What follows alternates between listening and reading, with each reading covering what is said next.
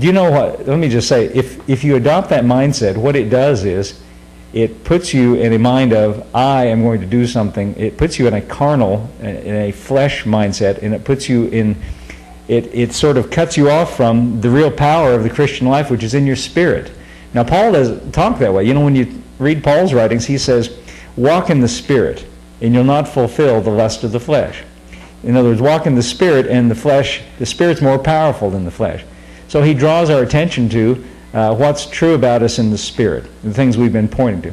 Spiritually speaking, we're united with Christ. Spiritually speaking, he's put a new nature on the inside of us. Spiritually speaking, he's written his laws and his nature and the things that are pleasing to him. He's put it in us as a nature.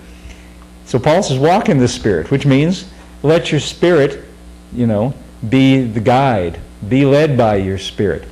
Now, the first thing about that is just to be aware of it, just to be aware that that's true.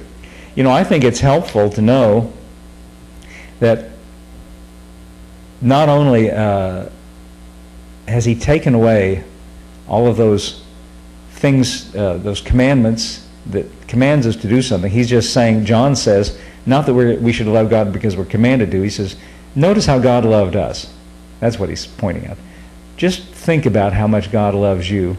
And then he says, we love him because he first loved us. So what that says to me is the thing that I need more than anything else is just a knowledge and an awareness of just how much he really loves me. Because the more I know about how much he loves me, the more natural it will be. He says we love him because he first loves us. Does that make sense? And not only that, then he says, if God so loves us, we ought to love one another. Now, I've had a lot of conversations with people, who are stuck in that Old Testament mindset.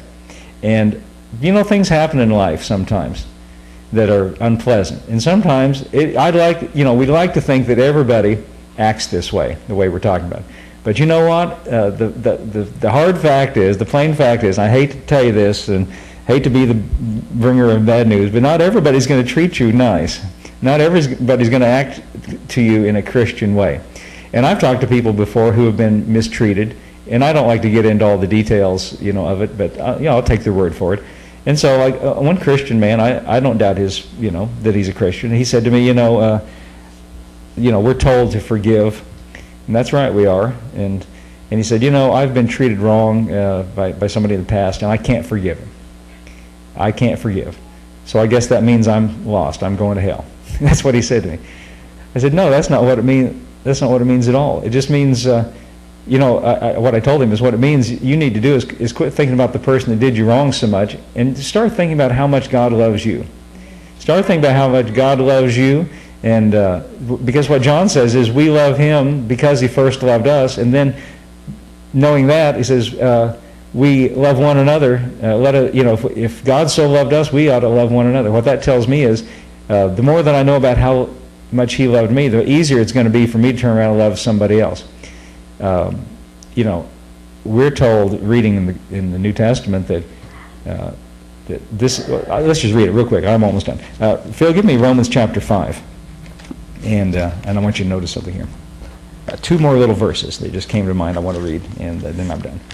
Just to draw these to your attention. Romans chapter 5. And I think this is a beautiful passage. So many good chapters, so many good passages. Let's see. Verse 8. Romans chapter 5, verse 8.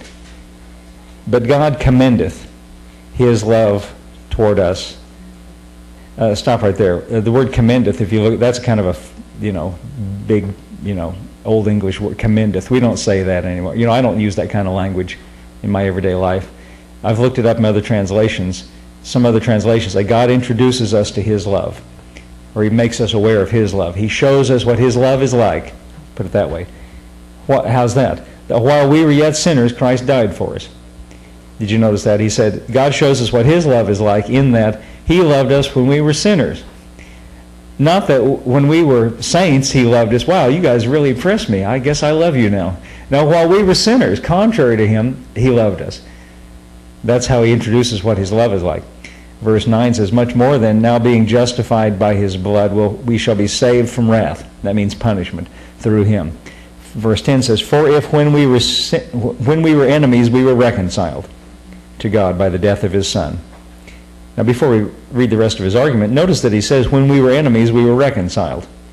Well, if when we were enemies, we were reconciled, evidently it wasn't us that did the reconciling.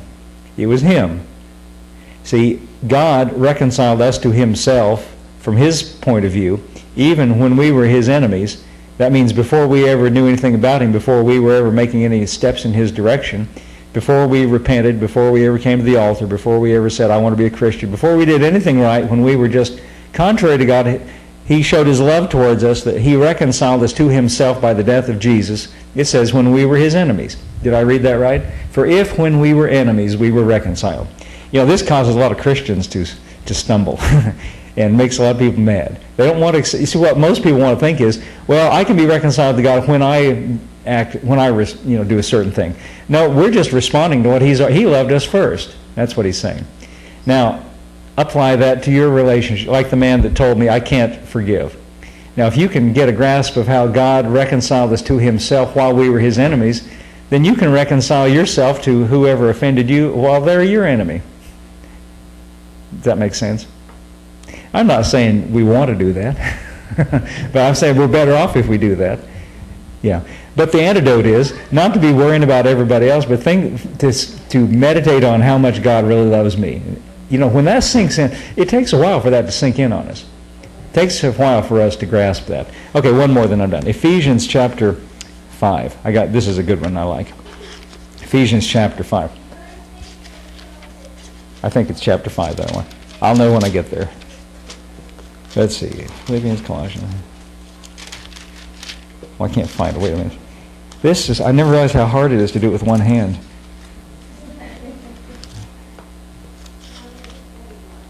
Hold it. Yes, chapter 5, verse 1. Listen to what he says here.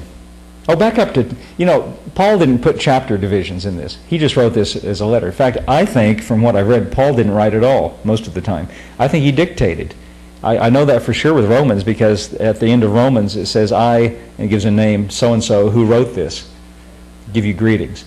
I think Paul just stood up and said, okay, I got something to say, and he just started off. And boy, that guy must have been a fast scribbler, write all that down. Phil, give me chapter 4, verse 32, first of all. And be ye kind to one another, tender-hearted, listen to this, forgiving one another, even as God, for Christ's sake, hath forgiven you. Go back again. I want to look at that again.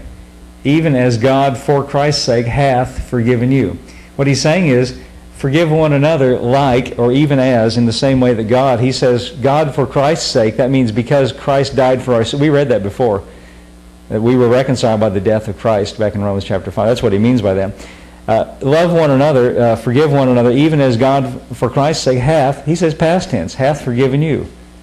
That says he's already done it, so you can do the same thing. What we want to say, and what this man was telling me, what he wanted to say is, well, when they come to me and beg me, please forgive me.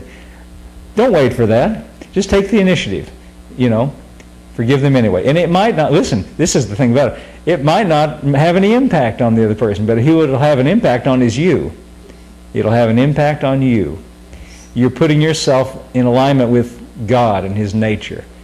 And there's a real truth to the fact that when we put ourselves in alignment with God and his nature flows through us as a real force when we turn in the right direction. If you get in a body of water that's flowing like a river and you try to go against the current, you have a hard time. But if you go with the current, the way it's flowing, you zip right along. Does that make sense? Yeah. Okay, next verse. Next chapter, chapter 5, verse 1.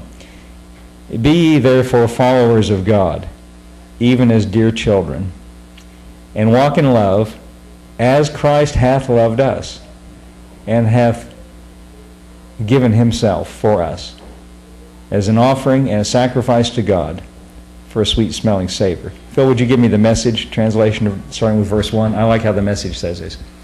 Mostly watch what God does, and then you do it. See, this is the good thing about the Message. This is so plain. It makes it easy to understand. Watch what God does, and then you do it. Well, what have we been reading about what God does? Well, we love him because he first loved us. Watch what God does, then you do it, like children who learn proper behavior from their parents. Isn't this nice? Just like children the best way for children to learn is